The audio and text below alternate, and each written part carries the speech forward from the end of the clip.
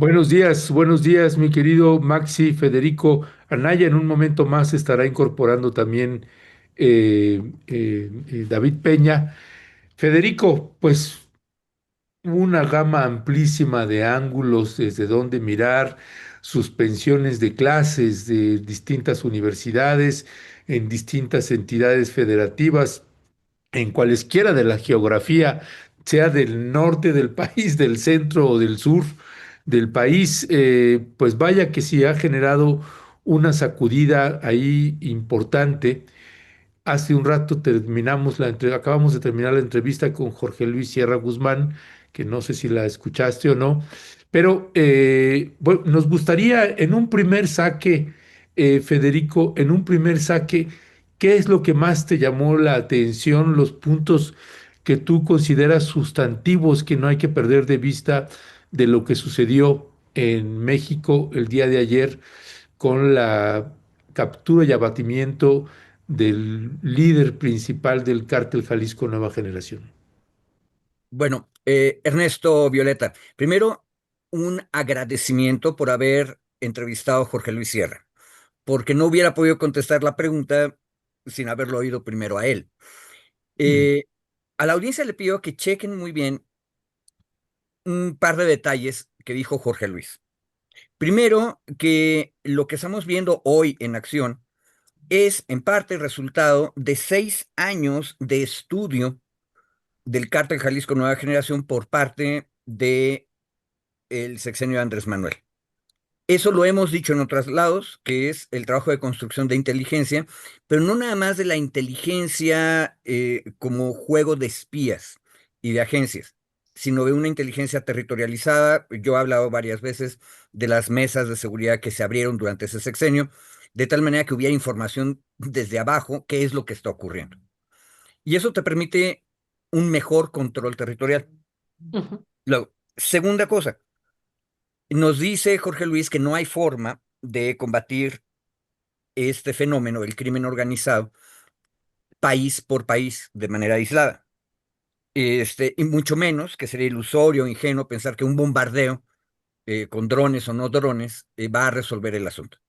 Sobre ese asunto, a mí me llama la atención, y lo había estado viendo antes, dos señales. Primera, em, el presidente de Colombia, Petro, anunció en sus redes sociales, trinó en Twitter X, el éxito de un operativo. Él habló de 17 toneladas de productos de cocaína confiscados en aguas internacionales del Pacífico, es decir, adelante de la zona económica exclusiva de todos los países involucrados. Ahora, fueron varios. Petro mencionó a Colombia, con inteligencia de su fuerza naval, El Salvador, Francia, que acuérdense, Francia tiene la isla Clipperton cerca de México y la Polinesia francesa, ya bastante más lejos, más para el rumbo de Hawái, diríamos. Pero en ese operativo también participó la Armada de México, de acuerdo con Petro. Y él explica que el operativo va del 15 al, perdón, del 5 al 15 de febrero. Y el resultado fue este éxito en aguas internacionales, capturan, de hecho, más de una embarcación, creo que fueron 3 embarcaciones. Por ahí van dando vuelta el tuit de Petro, yo lo mandé por ahí, pero ya fue muy tarde en la noche, ayer. Y la otra cuestión es que el 13 de febrero, la Jornada de México reportó un operativo conjunto de la Guardia Costera de Estados Unidos con la Secretaría de Marina Mexicana, también en aguas internacionales, adelante de la isla Clarión. Es decir, si ustedes imaginan el mapa, ese otro operativo ocurre un poco más al norte que el que reporta Petro. Entonces, lo que estamos viendo es lo que nos acaba de decir Jorge Luis, una cooperación internacional en la materia. Ahora, esa cooperación internacional en la materia no está exenta de manchas ni de sospechas. Por ejemplo, El Faro, que es un medio independiente y bastante combativo de El Salvador, ha criticado durante mucho tiempo cómo el gobierno de Bukele de pronto hace mm, arreglos fuera de lo legal para quedar bien con la opinión pública. Y para eso no le importa hacer contactos por interpósitas personas, es decir, por agentes este, del crimen organizado salvadoreño con, por ejemplo, el Cártel Jalisco Nueva Generación. Ahora, todos esos contactos, y con eso termino, en realidad a ustedes les permiten ver que, aparte de la inteligencia territorial de la que yo hablaba, las agencias de varios países de inteligencia han estado, y ese es su trabajo, haciendo contacto con el mundo del crimen organizado o del crimen no organizado o del mal organizado, eso ya es lo que yo no sé, su nivel de organización. De tal manera que van teniendo inteligencia y luego cooperan entre ellos y hacen este tipo de operativos. Ahora, por eso es tan importante que todos los países lo que están subrayando, cierro, es lo que nos dijo Jorge Luis, que es cooperación internacional porque un bombardeo con drones no va a resolver las cosas. Cosa extraña, si ustedes se fijan, el único actor del que no estamos hablando en ninguno de los eventos que acabo de decir, ni el colombiano ni el mexicano, es Estados Unidos. Ellos no dicen nada. Pero ¿por qué no dicen nada? Ese es otro debate. Gracias, muchas gracias, Federico. Y aquí está David. David, muy buenos días. ¿Cómo estás, David? Hola Violeta, Gracias. buenos días, Federico Ernesto. Gracias por acompañarnos, querido David. David, pues, ¿cuál es tu primer balance, valoración de lo que pues está transcurriendo, que pues inició el día de ayer y que veremos diversas secuelas hacia los siguientes días, meses y años, querido David? ¿Cuál es tu primera valoración? Mira, yo seguiré un poco en la línea de lo que está colocando Federico, el tema de la cooperación, que ayer intentábamos en el chat como poner algunos puntos sobre el cual platicar el día de hoy, porque pues el tema no solo es muy extenso, sino que estamos, digamos, al inicio de lo que puedan ser una serie de reacciones, no solo en la parte criminal de violencia, sino una serie de reacciones incluso a nivel político también, ¿no? De algunos personajes del pasado, del presente que estuvieran vinculados o que pudieron haber estado vinculados en su momento con el Mencho. Entonces, uno de los abordajes que colocaba Federico ayer era este tema de la cooperación y ponía otros ejemplos, justo lo que él mencionaba ahora, ¿no? Los ejemplos de la cooperación internacional. Y lo traíamos un poco como a colación porque ayer se empezaron igual en redes sociales, en diferentes, algunas personas que tienen, no son bots, sino algunas personas que tienen más seguimiento, credibilidad, a decir que el operativo del día de ayer había estado comandado por Marines, ¿no? Que se había dado la autorización para que entraran Marines hace creo que 2 semanas en el Senado de la República, una cosa así, no recuerdo la fecha, para un ejercicios de formación, perdón, que se tenían ya trabajados con Fuerzas Armadas Mexicanas y que era mucha coincidencia que los Marines entraran hace 2 semanas y que ahora se diera esta detención y tal, ¿no? Entonces creo que un poco el tema de la cooperación internacional, el propio gobierno mexicano reconoció, ¿no? Que se había dado a partir de información de inteligencia del gobierno estadounidense. Hoy se insistió mucho como el secretario de la Defensa en qué consistía esa información, cuál era el alcance de la información. Él se limitó a decir, ¿no? Que era información que había ayudado y que había sido digamos, en colaboración entre la inteligencia mexicana, la inteligencia ahí sí es importante porque este es un dato, digamos, para nosotros en lo interno, pero habla de la inteligencia militar, no del Centro Nacional de Inteligencia. Entonces, ahí es un poco también ir viendo cómo se van concentrando o centrando las fuerzas, particularmente de inteligencia. Cuando él hace referencia, dice es inteligencia militar, con información aportada por la inteligencia estadounidense. Es decir, es una suerte de, sí, colaboración, pero además es un combo de información, ¿no? De diferentes informaciones.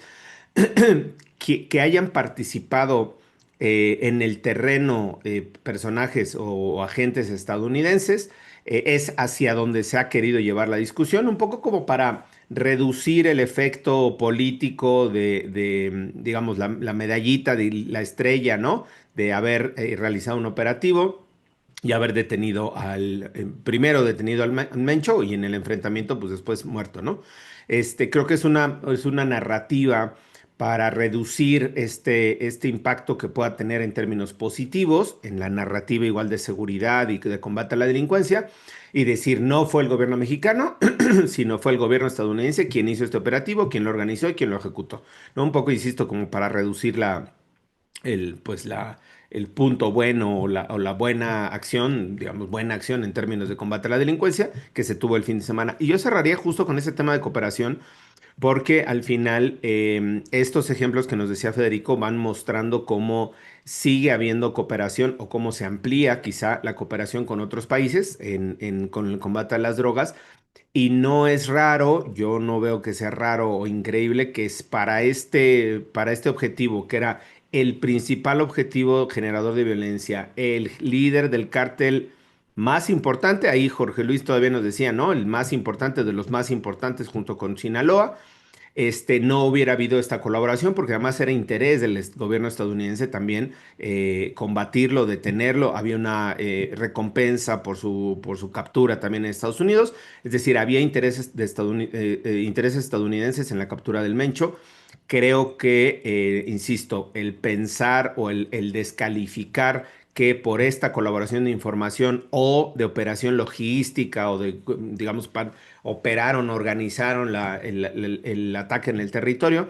Por eso hay que demeritar el trabajo y demeritar el trabajo, la acción para su detención. A mí me parece que pues yo no utilizaría adjetivos descalificadores acá, pero sí me parece que es poco, digamos, poco sensible, ¿no? Poco realista. Entonces, creo que en el tema de colaboración ya empezó a clarificarse hoy un poco más de información. Insisto, el secretario de la Defensa y bueno, habría que ver poco a poco que se va dando la información. Yo creo que se va a conocer un poco más de cuál fue el papel de colaboración o de aportación de información en su momento o de planeación también del operativo, si es que fue así hacia ese nivel del gobierno estadounidense en la captura y el abatimiento del Mencho este fin de semana.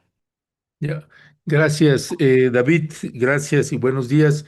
Federico, esta parte de la cooperación y colaboración del gobierno de los Estados Unidos, ¿no?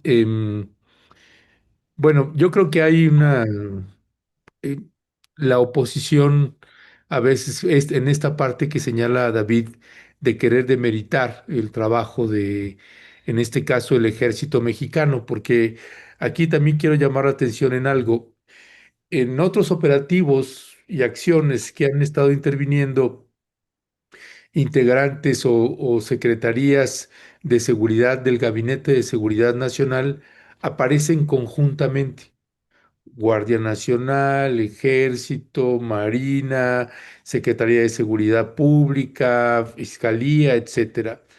Acá no, acá es específicamente el Ejército el que aparece, ¿no? Y en el conocimiento que puedo tener yo en el tema, pues yo no tengo ninguna duda de que es un operativo del ejército mexicano, ¿no? Y que hay una colaboración de inteligencia por parte de agencias de los Estados Unidos, sí. Y creo que si había alguna duda, pues con la forma en que explicó hoy el secretario de la Defensa Nacional, el general Trevilla, cuando incluso se le quiebra la voz, ¿no? Te dice mucho de quién llevó a cabo toda esta operación y que se ve que no fue una operación menor y que hay esto que señalaba David, que yo coincido con él en que se intenta como demeritar el papel de Fuerzas Armadas, en este caso el ejército, incluyendo su centro de inteligencia, y me refiero al que está en el campo militar número uno, ¿no? Que hay un búnker de la Secretaría de la Defensa Nacional que es bastante más especializado y con una capacidad que muchos o no conocen o subestiman por parte de las Fuerzas Armadas. Y en esta otra parte que Jorge Luis colocó, que para México sí implica un riesgo mayor que haya una incursión por parte de elementos de Estados Unidos en nuestro país. Entonces, México está en una línea muy, muy delgadita y en este tipo de operativos me parece que pues México hizo su chamba. Tengo esa impresión. No sé cuál es tu punto de vista en ese sentido. Bueno, por cierto que el general Trevilla dijo varias veces el nombre, y ahorita estoy tratando de acordarme, es Central de Inteligencia Militar o Inteligencia Militar Central, algo así. Lo repitió varias veces. Hay que revisarlo también para saber cuáles son las siglas. Em, eh, Eso no me parece extraño, este, porque en realidad es la Secretaría de la Defensa Nacional la que lleva la mano en el operativo y eso me parece también muy razonable. No es extraño, Ernesto, que aparezca solo el general secretario de la Defensa, porque la Guardia Nacional es parte de la Secretaría, es decir, son subordinados a ella. Entonces tiene toda la lógica que en la mañanera estén los dos secretarios.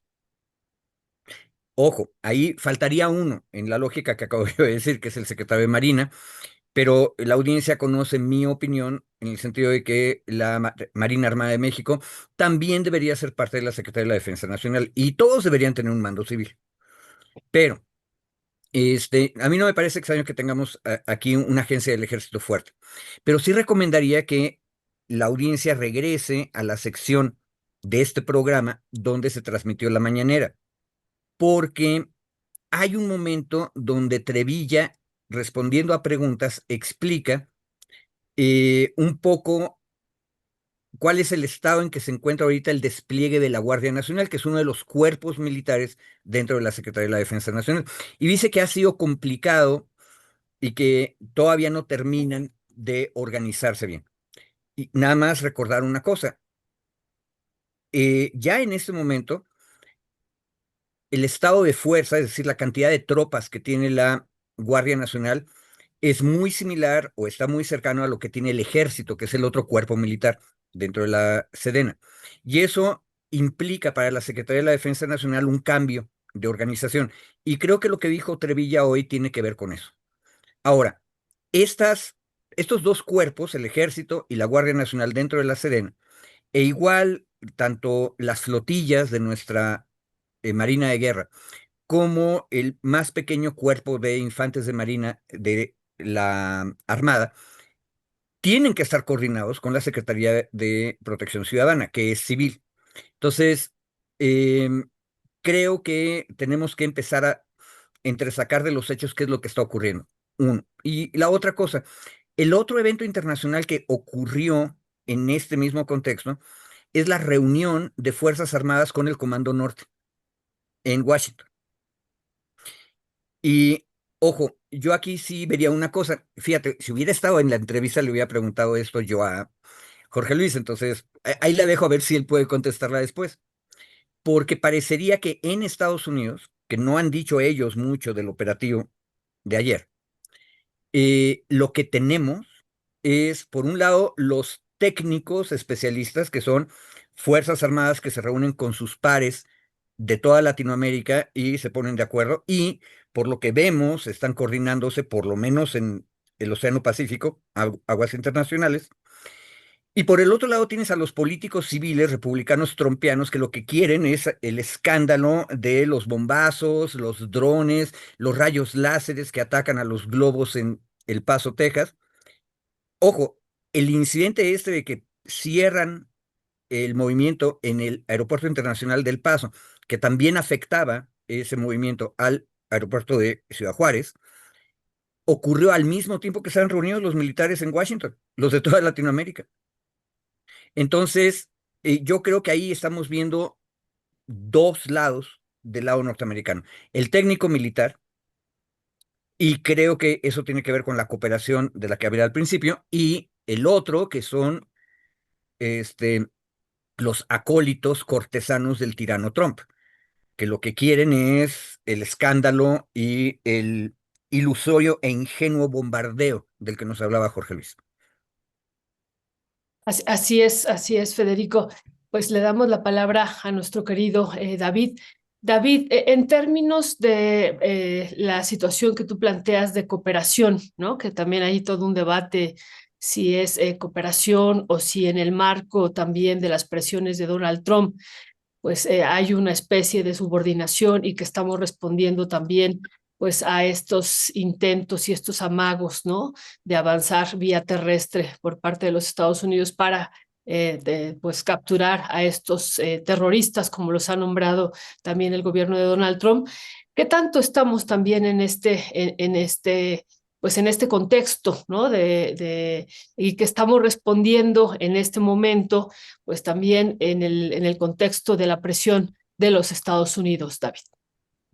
Mira, yo me iría, Violeta, a la parte de la respuesta. Creo que la presión de Estados Unidos, por supuesto, que pues eso es lo que busca, generar presión, valga la redundancia, no valga la obviedad. Pero creo que al final el tema de la respuesta que se está teniendo por parte del gobierno mexicano, y aquí lo decíamos, criticamos durante mucho tiempo, muchas ocasiones, la estrategia de seguridad que se tenía con el presidente López Obrador, ¿no? Que era que no tenía, digamos, la eficacia de los resultados. En esta nueva estrategia, lo planteó la propia presidenta en su momento, que lleva poco más de un año esta nueva estrategia, está teniendo otros resultados. Yo no puedo decir si está mejor o peor la estrategia, pero cuando menos numéricamente, estadísticamente, está teniendo otros resultados, ¿no? Ha habido reducción en homicidios, reducción en secuestros, reducción en varios delitos de alto impacto.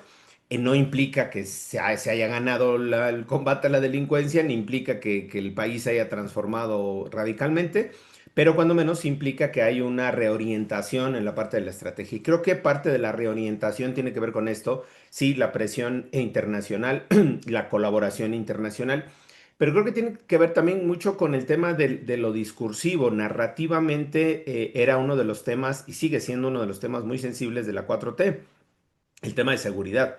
El tema de seguridad, y recordemos que los gobiernos de derecha que han ganado los países latinoamericanos después de 20 años de haber gobernado la izquierda, su principal eje y su principal argumento era la seguridad. Es decir, todos los otros, desde Bukele hasta ahora el reciente de Chile, han ganado con un discurso de seguridad. Es decir, han ganado vendiendo un discurso de la izquierda no sabe gobernar, entre muchas cosas, pero lo que no sabe es combatir la seguridad, combatir la inseguridad, perdón, ¿no? Combatir a la delincuencia organizada. Y por lo tanto, yo que soy de derecha, ultraderecha, yo sí sé combatir a la delincuencia. Entonces, creo que se ha vendido y se ha vendido bien ese discurso de seguridad en términos latinoamericanos.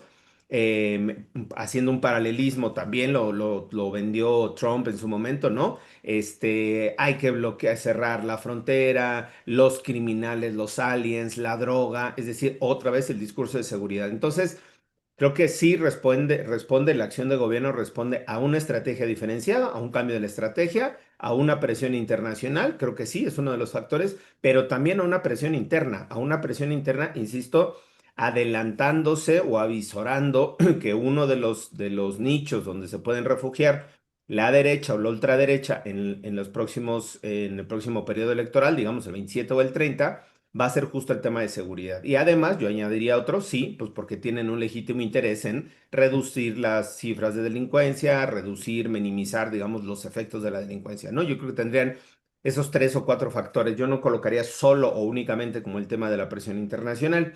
Y sobre el otro, creo que la respuesta, siguiendo con esa parte de la respuesta, ayer veíamos cómo, ayer en las críticas y hoy en algunos medios leía cómo no previó el gobierno, ¿no? Si hizo el operativo y lo ejecutó, cómo no previno que iba a haber una respuesta violenta de ese tipo y cómo no evitó lo que pasó el día de ayer. A mí me parece que es pues un argumento bastante simplista, ¿no? Y de bastante desconocimiento de que la forma en la que hubo la reacción el día de ayer, justo esta reacción a la detención y abatimiento del Mencho, pues era algo previsible, sí, que iba a haber, que podía haber estos incidentes. ¿En dónde, cómo iban a operar, cómo se iban a reaccionar? Pues no, yo no sé si podría decir que era prácticamente imposible decir exactamente en qué tramo carretero o en qué tienda o en qué local o en qué comunidad iba a haber una reacción así, justo porque lo que busca o lo que se busca desde la delincuencia organizada es eso,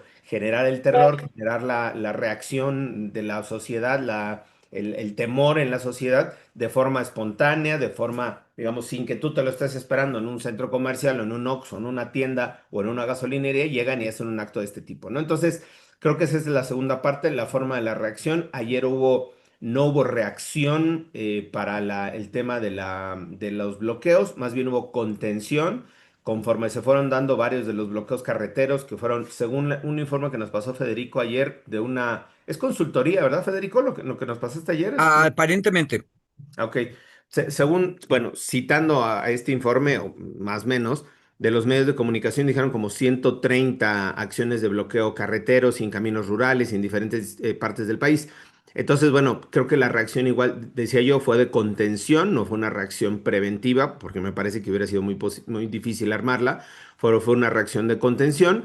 Y hoy, pues prácticamente 24 horas después, según el informe que nos dan las autoridades en el propio Mañanera, es que todo está, digamos, normalizado, ¿no? Los tránsitos carreteros, ya no hay bloqueos, puede haber una reacción violenta en las próximas horas o días. Yo creo que sí, no estoy deseándolo, ¿no? Ojalá no lo haya, pero es probable que pueda haber alguna acción violenta de reacción de alguno de estos grupos. Entiendo yo que, por ejemplo, uno de los grupos que tenía más fuerza y que tiene más operación tanto armada como logística, es lo que llaman ellos el grupo Delta del cártel Jalisco Nueva Generación, que entiendo que es una célula dentro del cártel como de élite, no sé si se puede decir, ¿no? Como de élite dentro del cártel. Entonces quizá alguno de ellos podamos tener este tipo de reacciones, pero insisto, la respuesta que se dio en general corresponde desde mi particular punto de vista a todos estos factores que se juntan y ahora esperar la respuesta de coordinación. Claro que se va a fortalecer todo el tema del Bajío, es entendible, hoy se anunciaron más llegada de más militares a la zona de Jalisco y a la zona del Bajío. Y ahí eso da pie también a analizar cuáles son los grupos que decía Jorge Luis, la atomización que se pueda dar, como se dio en su momento con el cártel de Sinaloa, la atomización que se pueda dar ahora en este plano del cártel del Mencho, ¿no? Del cártel Jalisco Nueva Generación, independientemente o más bien además o aderezado a las zonas donde ya tiene presencia, donde tiene influencia el cártel, que es un poco más o menos lo que vimos en el mapa de ayer. No sé si por ahí tienen ya el mapa, se filtraron, se hicieron varios mapas de dónde hubo los bloqueos y las reacciones. Creo que más o menos eso nos da una idea de cuáles son los territorios en donde tiene mayor presencia el cártel Jalisco Nueva Generación. Perdón, voy a pasar en mis siguientes participaciones a modo audio porque tengo que salir para un trayecto. Nada más cambio, switcheo, y sigo acá en la mesa, ¿vale? Ok, gracias, David. Federico, en estas lógicas de que pues ahora hay miles de especialistas en cárteles y crimen organizado y bueno, brotan así como conejos, hay alguno que decía, que un especialista que está como muy de moda, ayer lo he escuchado que decía, bueno, dice, es que este operativo se dio gracias a que la presidenta Claudia Sheinbaum retomó la cooperación con las agencias estadounidenses porque Andrés Manuel López Obrador las había roto y no había cooperación con las agencias estadounidenses. Así que este operativo se lo debemos a casi que a Estados Unidos y a la presidenta Claudia Sheinbaum, que abrió nuevamente la cooperación con las agencias estadounidenses. ¿Cuál es tu valoración sobre ese punto que colocan? A ver, bueno, que nos perdonen los conejos por andarlos comparando con estos compañeros y compañeras que saltan. Pero sí, efectivamente, ¿qué hacer frente a el surgimiento de tantos expertos? Yo lo que digo es que debemos apapachar a nuestro conejito que ya conocemos. Mm. Y ahí yo me agarro de lo que dijo otra vez Jorge Luis Sierra.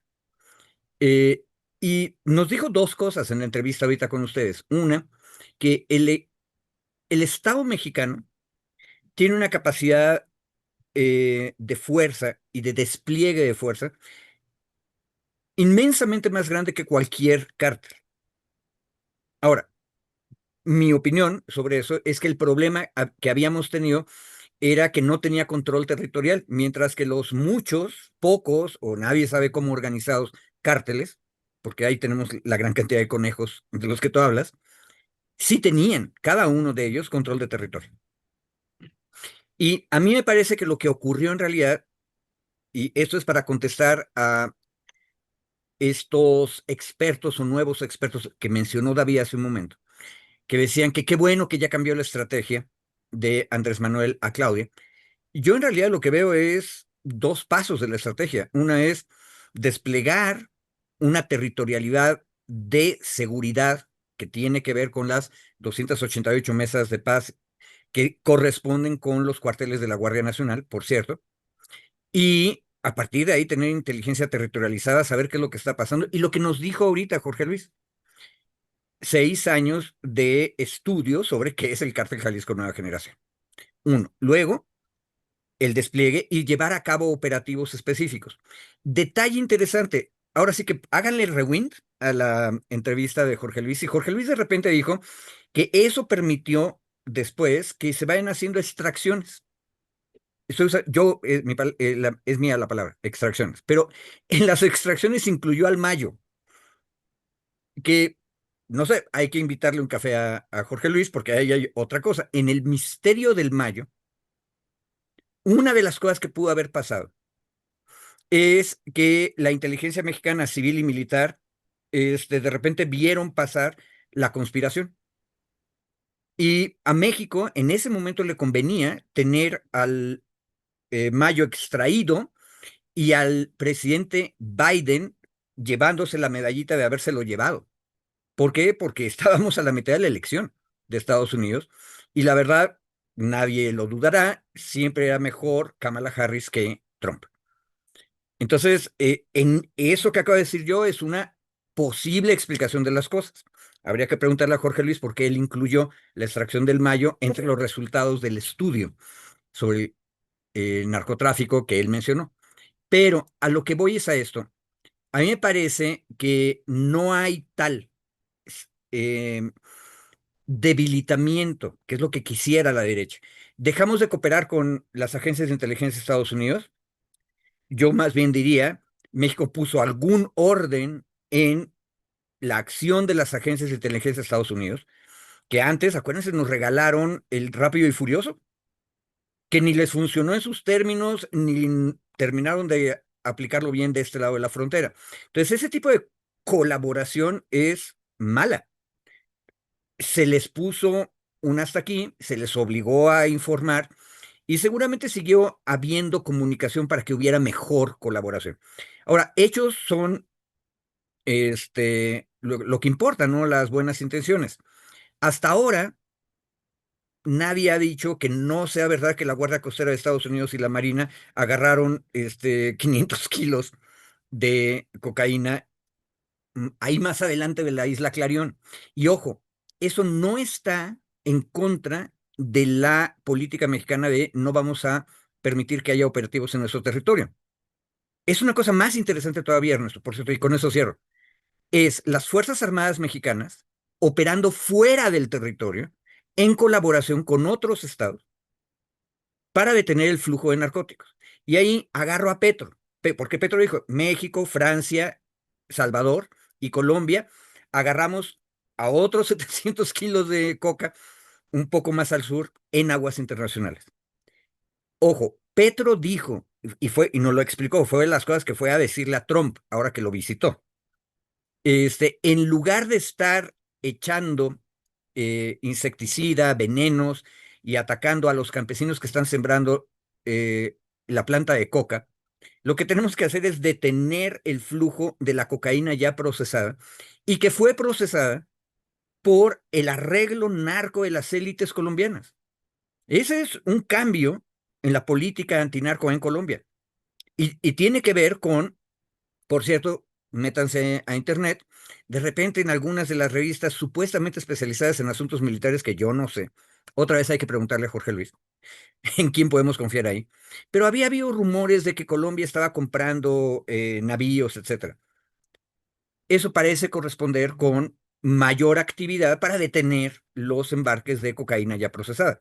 Ahora, ¿eso a quién le pega? Pues no le pega al campesinado colombiano, que es la cadena, el eslabón de la cadena más chiquito y más primitivo. Le pega a los grandes empresarios del narco. que sabemos, en Colombia está perfectamente bien documentado, tienen ligas políticas con la derecha. Entonces, eso tiene que ver con derechas e izquierdas. Y me parece que lo que estamos viendo así en pedacitos es algo bueno. Creo que no estuvo mal que Andrés Manuel le pusiera un hasta aquí al modo de cooperación anterior, pero es obvio que sigue habiendo un modo de cooperación que tiene que ser más serio y más soberano. Ahora, que vengan, por cierto, los militares norteamericanos a labores de capacitación o que vayan los mexicanos a Estados Unidos es algo normal. Y probablemente ahí, como también dijo Jorge Luis, tengamos representantes de Estados Unidos desarmados colaborando acá. Eso está bien. Ahora, yo creo que no tiene caso pedirles que nos digan exactamente quiénes, en dónde y a qué horas, porque precisamente esto es un combate en vida real y en tiempo real.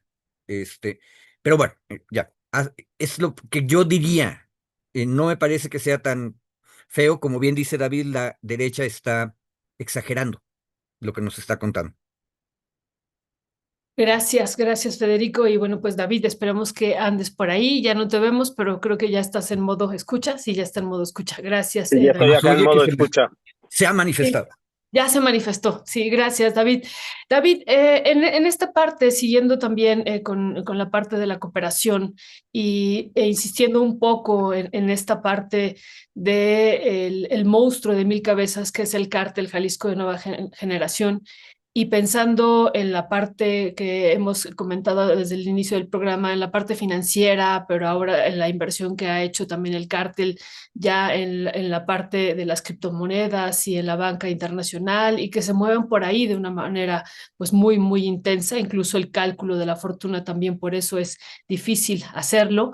Y entonces, David, ¿cómo tendría que cooperar Estados Unidos con México justo para golpear esta parte que para mí es uno de los corazones o el corazón central también de la fortaleza de este cártel, David? A ver, yo brevemente, Violeta, igual no me quiero convertir hoy en especialista en delincuencia organizada, que no lo soy, obviamente, evidentemente, no me quiero subir al tren. Sobre este tema, me parece que el tema, obviamente, digo, es un lugar común, pero sí, claro, el análisis de inteligencia sobre las cuentas, los manejos financieros, el bloqueo de cuentas, esto que se tiene desde Estados Unidos también de bloquear a las empresas, digamos, ¿no? O de banear a las empresas que están ligadas o con negocios del crimen organizado o con otro tipo de negocios ilícitos y que al final van siendo, digamos, tachadas ante el gobierno estadounidense. Ha habido, no se sabe todavía, no se conoce como que haya habido grandes golpes o grandes avances en esa materia. Pensaría yo que parte de la colaboración no solo es en la parte de la estrategia militar, pero esa es una inferencia mía, sino militar, digamos, en territorio, sino también el tema de la inteligencia financiera o de la inteligencia económica. Creo que ese es otro punto que se tendría que analizar. También, justo como parte dices tú, como este monstruo de mil cabezas que representa el cártel Jalisco Nueva Generación. Pero digamos, ahí solo comentario, insisto, no soy especialista en la materia. Y más bien yo quería colocar, ayer lo platicamos, que una de las aristas que podíamos analizar era justo este efecto multiplicador de las fake news, el efecto multiplicador de la infodemia que se generó todo el día de ayer y que se va a seguir generando. Creo que ese es un elemento también que se tiene que tener en cuenta. Hoy se le preguntaba a García Harfuch si se iban a investigar algunas de las cuentas de redes sociales que el día de ayer estuvieron haciendo pues difusión de información falsa, generando pánico, generando temor, pues sí, en la población o colectivizando el temor, el terror. Y creo que ese es otro de los factores que se tiene que analizar también, porque al final una de las formas que utiliza el cártel para ampliar su fuerza, digamos, o su presencia, es a través de estos actos que son mucho más mediáticos, ¿no? El incendiar una camioneta a mitad de la carretera, afortunadamente bajan a la gente, no hay heridos, claro que se pierde el vehículo, no lo estoy minimizando, pero tienen un efecto mucho más visual, mucho más de generación de esto, de alerta, de alarma, ¿no? Porque es muy llamativo el evento. No representa literalmente tampoco una acción de alguien decía, es una afrenta al Estado mexicano y están retando al Estado mexicano, pues es que llevan retando al Estado mexicano 45 años. O sea, no es que el incendio de una camioneta en la carretera de Marabatío represente hoy una afrenta al Estado mexicano. Llevan enfrentando al Estado mexicano y afrontándose al Estado mexicano los grupos de delincuencia organizada 40, 45 años o más.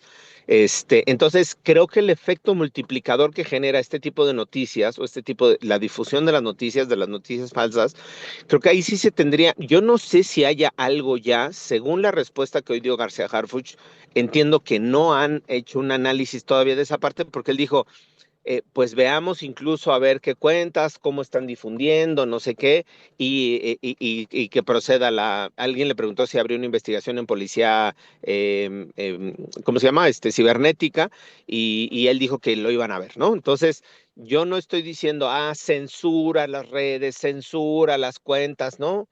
Tampoco me estoy yendo al punto radical, pero hay algunos personajes en específico, yo no sé si estén vinculados a delincuencia organizada, a estos mismos grupos o a otros, que sí están generando o que generaron, cuando menos el día de ayer, habría que ver si no lo van a seguir replicando, esta difusión de noticias que lo único que provocaban era pánico, se alteraba el orden sin que hubiera necesariamente una acción para ello, sin que hubiera una amenaza, sin que hubiera, creo que el ejemplo más claro fue el tema del aeropuerto de Guadalajara. Alguien empezó un rumor, alguien escuchó algo, y entonces los videos eran increíbles, la gente escondiéndose atrás de los counters, de los mostradores, cuando no estaba pasando nada, videos saliendo la gente digamos, afuera del edificio, ¿no? A donde están los aviones, a las pistas, cuando no había nada, literalmente, no había una amenaza, no había una persona armada, no había habido explosión, no había nada. Entonces se empieza a generar decía Jorge Luis, psicosis, y creo que en esta psicosis sí hay responsables también. Creo que se tendría que ver o la forma para que se eviten o para que eventualmente se sancione, se castigue esta difusión de información que lo único que genera, insisto, el día de ayer hubo varios ejemplos, pero ha habido en diferentes momentos, genera psicosis, genera terror en la población cuando no hay realmente un riesgo real o un riesgo inminente a su seguridad, ¿no? Creo que es más que apología de la violencia, más que hacer una apología de la violencia, creo que se constituye como en una forma de extender el miedo, de potenciar el riesgo, de potenciar el miedo, incluso cuando el miedo o el riesgo puede estar contenido o focalizado, estas voces que lo amplían lo convierten en algo mucho más grande, ¿no? Ese creo que es otro de los elementos, o creo que es otra de las vías por las cuales se tendría que hacer también una investigación, un análisis, porque yo no lo comparo, pero junto con el financiamiento, que es sustantivo y es fundamental, la replicación, las voces, la apología, todo lo que se genera en torno al crimen organizado, también es un factor de fuerza y es un elemento que se tiene que eventualmente abatir o combatir. Gracias, David. Y bueno, pues casi para ir cerrando, que nos quedan 6 minutos, yo nada más añadiría que con base al trabajo que venimos haciendo desde el sexenio de Peña Nieto, todo el sexenio de Andrés Manuel López Obrador, em, y lo que va del sexenio de Claudia Sheinbaum en los recorridos, precisamente estudiando sobre la operación de las Fuerzas Armadas. En este libro precisamente que presentamos, Ujú. donde también David y Federico son coautores del libro, ayer tuvimos una primera presentación en la FIL de Minería, donde estuvo Jorge Luis, Laura Carcen, Violeta y yo. Hay dos capítulos, que uno lo escribe David, que es Defensa propia o ejecución extrajudicial, los crímenes ocultos del Estado mexicano, y el de Federico Anaya, el capítulo que es La nueva Guardia Nacional. Bueno, eso es nada más como anuncio porque creo que vale muchísimo la pena que le den una lectura, y además haremos una presentación también con David y Federico, y estamos repartiendo, son 14 coautores, así que estamos estaremos haciendo diversas presentaciones del libro, pero en el recorrido que nosotros hemos hecho, y es algo que en uno de los capítulos que me toca escribir a mí, coloco, es que la presencia de las Fuerzas Armadas con Guardia Nacional y con Ejército se duplicó y en unas entidades federativas se triplicó en la instalación de nuevos cuarteles militares. Y lo que yo decía, en lo que yo coloco ahí en el libro, es que no es que la presidenta Claudia Sheinbaum viene con un nuevo modelo de operación por parte de las Fuerzas Armadas, sino que la estrategia, desde mi punto de vista, es la continuidad de lo que fue construyendo Andrés Manuel López Obrador con la estructura de la Guardia Nacional y con el cambio de algunas unidades de fuerzas especiales dentro de la Guardia Nacional y dentro del Ejército Mexicano. Así que a mí me parece que Andrés Manuel, en su sexenio, creó unas bases, creó una fuerza, que en este caso es la Guardia Nacional, eh, con todos los debates que pudimos haber tenido, de acuerdo o no, estando en el tema, en el punto, pero creo que ahorita es una continuidad y tengo la impresión que lo que sucedió con el Mencho, en el operativo con el Mencho, es precisamente parte de ese trabajo de largo plazo que creo que se ha ido construyendo. Mi crítica en ese sentido, y se la colocaba también yo en una entrevista que le hice a Jesús Ramírez Cuevas, es que en eso que fue conformando y estructurando esa Guardia Nacional, dejó de apretar y ahí se salieron los demonios en muchos municipios, en muchas entidades federativas, que ahora para controlarlos, pues es el gran desafío cómo o qué tanto se va a poder controlar. Jorge Luis Sierra, de hecho, cerró en la entrevista hace un rato colocando ese punto de señalando, bueno, es que la situación ahorita es más compleja y más difícil en el ámbito del control que se pueda tener con los cárteles o el crimen organizado. Yo cerraría con esa reflexión que quería yo hacer y te dejaría ahí, Federico y David, perdón ahí que ya tomé tiempo de más, pero no sé, en un breve cierre, ¿con qué cerrarías, Federico? Eh, a ver, estoy completamente de acuerdo con lo que estás diciendo. Creo que hay que discutir eso. Mi opinión es que no había de otra más que dejar de apretar en algunas partes, porque el error de la locura de Calderón fue apretar sin saber qué era lo que estaba pasando en territorio. Y entonces terminabas jodiendo a todo mundo y provocando todavía más inestabilidad. Pero ese es un debate que tenemos que seguir dando porque el problema de la seguridad ciudadana no va a terminar nunca. O sea, y también esa es otra cosa que tenemos que recordar, que no termina nunca. Ahora, la otra cuestión que yo quería decir es sobre el asunto de la difusión de las ideas. De hecho, es un delito. El delito de terrorismo es causar pánico, es fomentar el miedo dentro de la sociedad. Ahora, es un delito muy peligroso porque queda al Ministerio Público decir, este está causando pánico. Ahora, le preguntaron a García Harfuch, ¿se harían investigaciones policías cibernéticas? Sí, dijo que sí, pero él distinguió entre los que desinforman y los que simplemente reproducen la información. Ojo, todos los gobiernos de los estados y el federal repitieron desde el mero principio, atención, tengan cuidado, verifiquen la información, no reproduzcan lo no verificado. Y ahí dijeron una cuestión básica que es, vea las fuentes oficiales. Punto. Cuando estamos en la emergencia tenemos que ir a eso, es decir, mantener la calma y seguir adelante.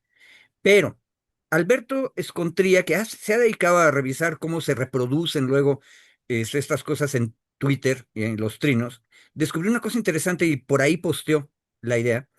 Él identificó 3 fuentes desinformadoras y luego 500 bots que los multiplicaban.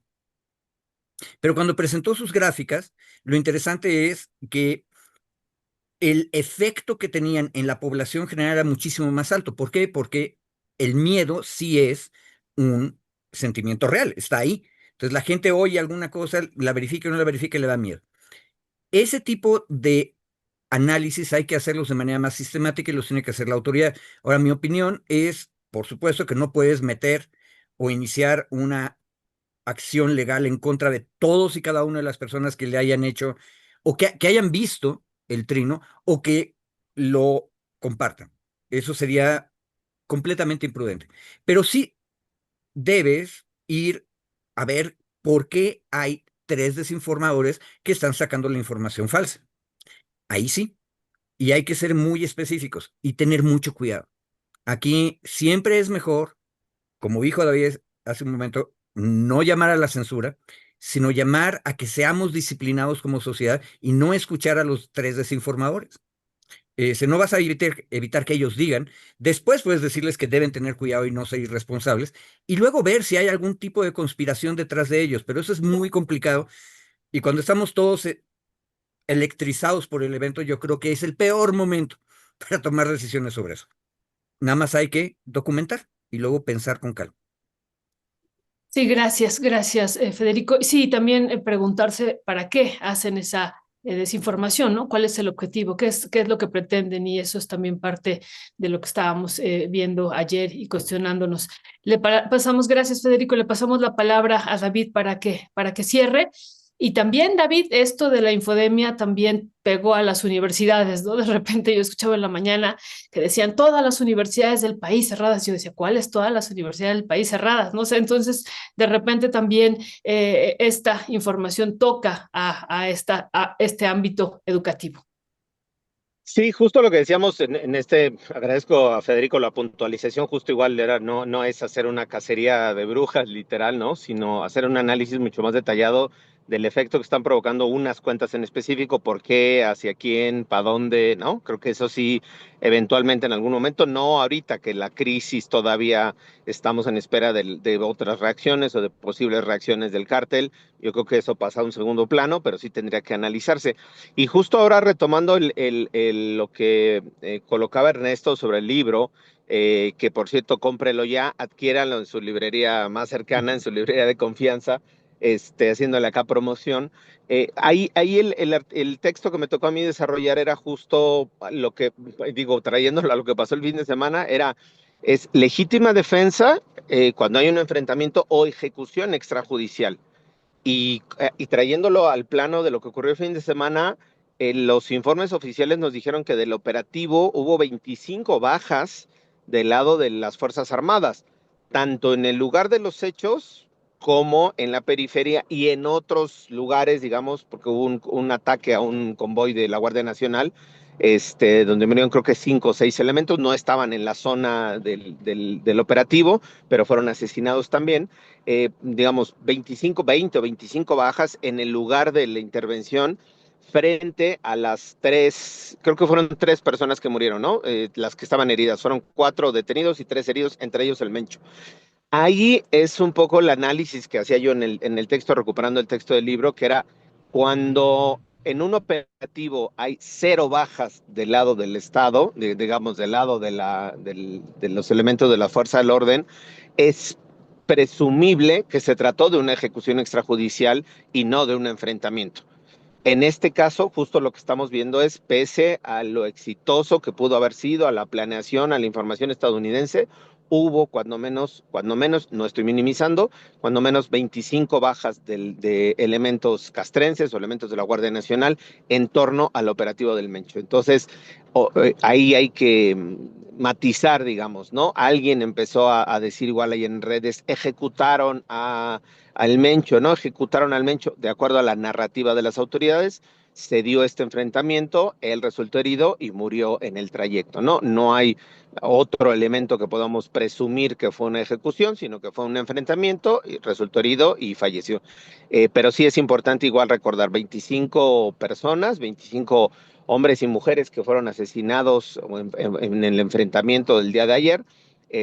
Y bueno, al final sí, reconocer también el trabajo que se hizo. Y miren que aquí en este espacio somos harto críticos de la función castrense y de la función de fuerzas del orden, pero creo que también es momento, cuando suceden hechos así, también de reconocer pues pues la dedicación y literalmente que dieron la vida en el operativo para detener, capturar y ya después murió el principal líder del cártel Jalisco Nueva Generación. Y, Sí, perdón, nada más una cosa sobre lo que decía Violeta. Creo que las universidades se dejaron llevar por la estrategia del pánico. Todas las cosas que leyó y que vimos en pantalla antes de la entrevista con Jorge Luis Sierra nos indican medidas académicas y escolares que hubieran podido tomarse sin necesidad de un planteamiento público. Al hacerlo público, lo que hacen es aumentar el nivel de temor y pánico general. Creo que eso es un error de todas las universidades. sí, bueno, con excepción de las que están en, no sé, en Claro, Michoacán o no, en... no, claro, Michoacán y Jalisco, pero ahí es porque la autoridad gubernamental dijo Se, todos en cie- casa. se Ujú. cierran, sí. Sí, eso sí, Ahí pero, sí, claro. pero en la Ciudad de México, ¿qué? Sí, y justo, fíjense, ayer estábamos en la Feria del Libro y un compañero nos mostraba de unos supuestos incendios que estaba viendo en ese momento en el Ajusco. Entonces empezó a haber mucha desinformación, muchas mentiras que se estaban dando a conocer aparentemente, ¿verdad? Y exacto, pues las universidades reaccionaron también de esta manera, pero fue masiva. Lo que sí es que hay que decir que también las universidades dijeron, varias de ellas, las actividades académicas siguen en línea, ¿no? Y la asistencia es voluntaria por el día de hoy, y las actividades siguen, ¿no? O sea, es decir, no se ha paralizado nada, siguen, y pues también ya cada grupo, cada comunidad se puso de acuerdo si van a asistir presencialmente o no, sobre todo después de este comunicado que se dio ya en la mañanera. Así es. Pues David y Federico, muchísimas gracias como siempre. Creo que todavía nos va a dar mucho, mucho de qué hablar. Mucho.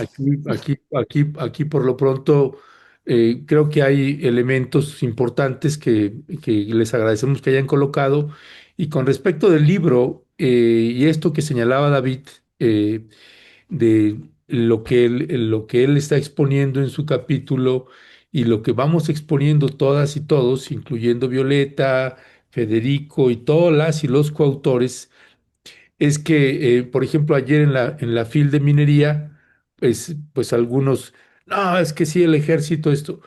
Y como dice David, mire que a usted le consta que somos bastante críticos aquí también sobre cuando las Fuerzas Armadas o cualquier otra instancia de gobierno pues no está haciendo lo que se debe y se quiere desde nuestro punto de vista, colocando y fundamentando lo que estamos diciendo.